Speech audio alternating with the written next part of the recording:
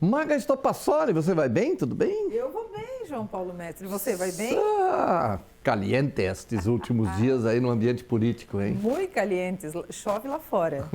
Mas na política tem sol e tá muito calor e tá muito quente, viu? Porque esse fim de semana foi bom demais. É mesmo? Foi. Então conta mais.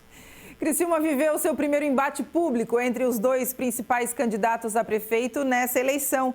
Wagner e Guide trocaram afagos via redes sociais nesse fim de semana e tudo começou na manhã de sábado, assim. Olha, eu acho muito estranho que uma administração que está no poder há 16 anos apareça agora ao final do mandato trazendo soluções para todos os problemas que não resolveram nesse período, dizendo que são fáceis de resolver. Por exemplo, a questão do transporte coletivo, que existem muitas reclamações da população criciumense em relação ao preço da tarifa, em relação ao número reduzido de horários, em relação à dificuldade de pagamento, uma vez que não se pode pagar em dinheiro ou cartão. E agora vem, na última hora, trazendo uma solução, inclusive dizendo que vai baratear em 50% a tarifa. Eu vejo isso com muita estranheza e não acredito nessa solução apresentada de última hora. Uma solução apresentada às vésperas da campanha eleitoral. E ele disse que vai botar ônibus elétrico para poder reduzir a tarifa, porque a manutenção do ônibus elétrico é mais barata. Só que o ônibus elétrico custa 5, 6 vezes mais do que um ônibus a combustão. E aí vai reduzir a tarifa como? Porque o investimento faz parte do preço da tarifa. Wagner Espíndola não deixou por menos e retrucou.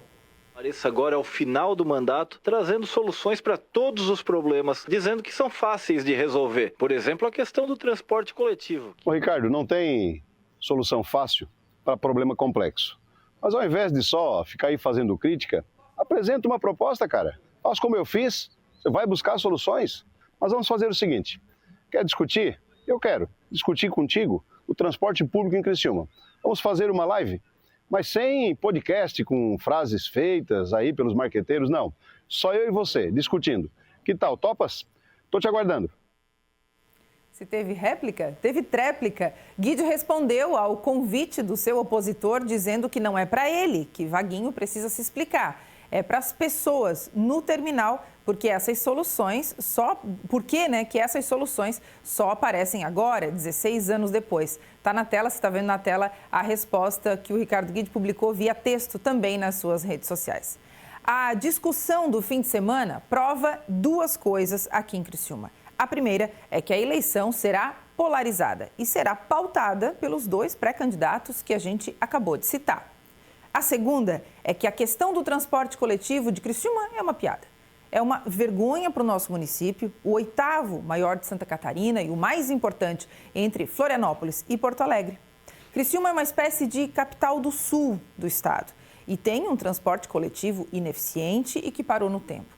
Quando ele foi implantado, o sistema dos amarelinhos, quando ele foi implantado, foi uma revolução no transporte da nossa cidade. Mas depois parou e, em vez de melhorar, piorou.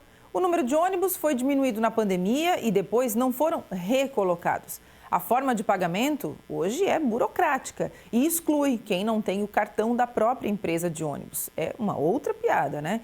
Como estimular a circulação de pessoas usando o ônibus como meio de locomoção, até para desafogar o trânsito, especialmente nas principais vias da cidade, se para pagar precisa fazer um cartão, se os horários são ruins, são poucos ônibus disponíveis? Isso sem falar na questão da segurança, que é só mais um dos agravantes do assunto. E é justo que Vaguinho tenha convidado o Guide para uma live, afinal ele foi provocado, ele precisava reagir.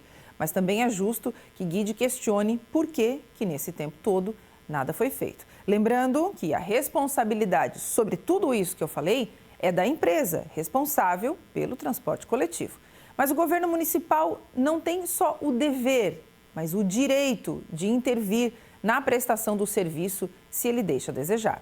Nos acostumamos que a população é sempre quem tem que se adaptar à coisa pública, quando, na verdade, são os gestores públicos, funcionários da população, que devem servir as pessoas, especial e principalmente aos com menor poder aquisitivo, que, em geral, são os que mais precisam do poder público. Dito isso, estamos na última semana de prazo para as convenções partidárias, que vai até segunda-feira, dia 5 de agosto.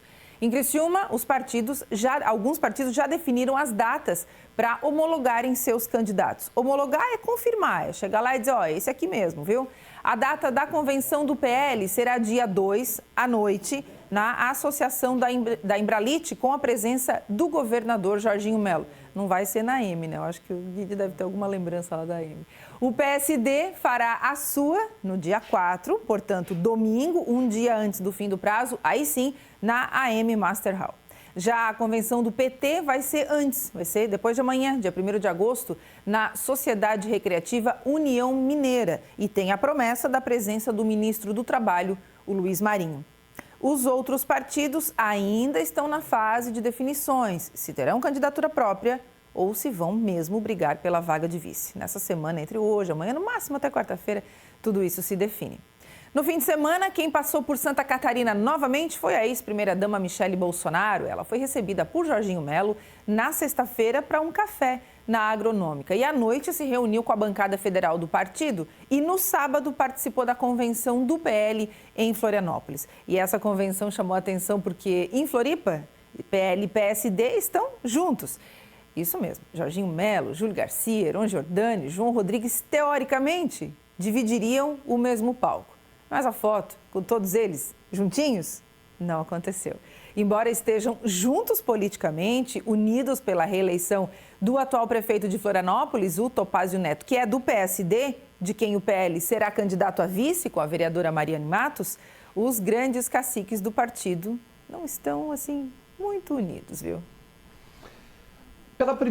Pelo menos nesses últimos anos, nesses 20 anos, pela primeira vez a eleição de Floripa, ela respinga também no interior por conta dessa articulação política, né? Com certeza. O que está todo mundo de olho em Floripa pelos partidos envolvidos, né? Sim. PL e PSD, que são hoje os partidos mais articulados, mais fortes, mais atrativos. Quando eu digo mais, tem a ver com isso, né? Muitas vezes não tem o maior número de prefeituras ainda, mas nesta eleição se colocam como protagonistas. São a noiva ideal, né? Ou o noivo ideal. Então, é o partido onde as pessoas estão mirando, onde elas querem estar, pela chance de vitória, pelo tamanho da articulação e por tudo que isso representa para 2026. O olhar do Jorginho Melo na convenção do PL e do PSD sábado em Florianópolis, porque as duas convenções, obviamente, aconteceram em salas separadas, mas depois todo mundo se uniu, foram para o mesmo palco. E é muito interessante de observar a postura do governador Jorginho Melo quando ele olha para o Topázio. Parece que ele está olhando assim, pensando, será? Será que faz sentido uma chapa para 2026? Será? É o que tem para hoje, viu, João Paulo? Quarta-feira tem mais, né? Tem muito mais. E a partir de agora, cada hora, cada minuto, tem uma informação nova no pedaço. Tem sim. Até quarta-feira. Até quarta-feira. Obrigado, Margá.